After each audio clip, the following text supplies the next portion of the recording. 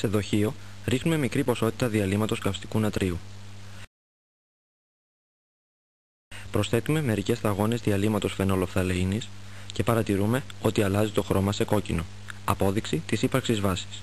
Προσθέτουμε προσεκτικά και σταγόνα-σταγόνα υδροχλωρικό οξύ μέχρι ότου το διάλυμα αποχρωματιστεί, απόδειξη ότι έχει εξουδετερωθεί η βάση από το οξύ. Το διάλυμα τώρα δεν έχει ούτε όξινες ούτε βασικές ιδιότητες.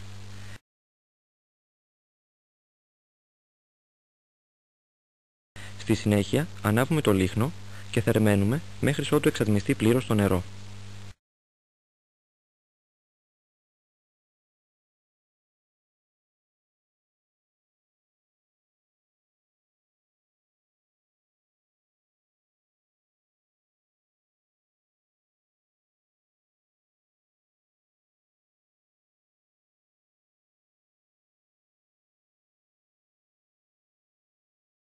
Παρατηρούμε ότι απομένει ένα ίζημα, το οποίο είναι το γνωστό μας αλάτι, χλωριούχο νάτριο.